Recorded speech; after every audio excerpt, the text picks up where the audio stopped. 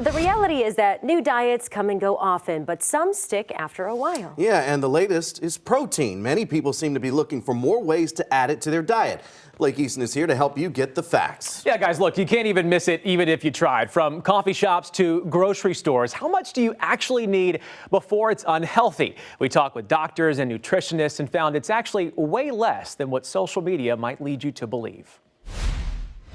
I eat 200 grams of protein a day. Here's another full day of eating. How to get in 150 grams of protein per day, part 1. The new topic of conversation for everyone in 2025. This is how you're going to get 64 grams of protein in for breakfast that doesn't taste like dog food. And this appears to be the million-dollar question. How do you find the right amount of protein you need to eat to lose your body fat and build muscles? Prioritizing protein isn't new, but the amount of people doing so is. Things tend to go to an extreme at first, and I think that's kind of where we are right now. It's trending everywhere, from social media videos to your local coffee shop. Starbucks for the first time adding protein to the menu. And Kroger's Metro Market reports seeing a substantial increase in protein-filled snacks. A big goal of ours is to meet shoppers where they're at. Protein muffins. One package of these is going to be 10 grams of protein. We continue on here, a protein candy bar. We all know Hershey's, right? But how about this one with 18 grams of protein? And just when you think you've seen it all, protein Pop-Tarts,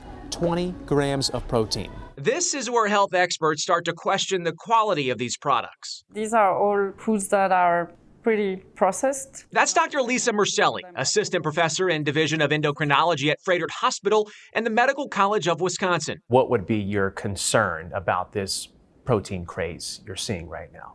The protein snack marketing probably gives people license to snack without really paying attention to what they put in their mouth. Dr. Mercelli says those on GLP-1 weight loss medications need more protein in their diet for muscle gain. Separately, those looking to lose weight can find success in protein too. Protein is also involved in the control of hunger. Protein-rich foods can make you feel full longer and can also help balance blood sugar levels. But for muscle gain or weight loss, protein isn't a magic pill either. It's not that if you take a higher protein, you have a higher protein intake, it will magically protect your muscles. You need to still exercise them. Kim Flannery, nutrition director at the Wisconsin Athletic Club, says too much protein can hurt your kidneys, which makes fiber just as important. People tend to focus so much on the protein that they tend to lose the balance. Flannery worries the trend of sharing personal protein goals on social media could be going too far. One number does not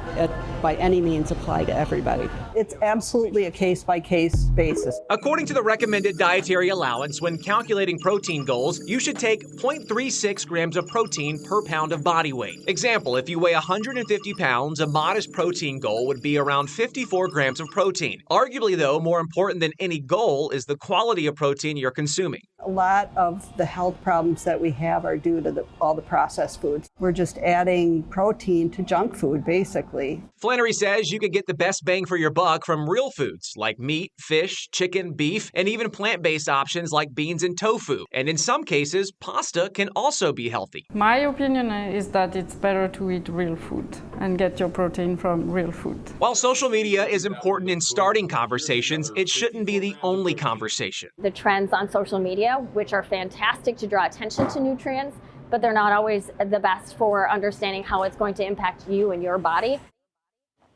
All right, so Blake, there's been also a lot of hype surrounding protein powders. What did the nutritionists say about those? Yeah, great point. So a New York Times investigation in October, if you saw this, found many of those popular protein powders and shakes contain dangerous levels of lead. So Derek, to your point, nutritionists urge caution with those as well. All right, very eye-opening, Blake. Thank you so much. And to find out more on how much protein you need, you can use our protein calculator. It's posted on the 12 News mobile app.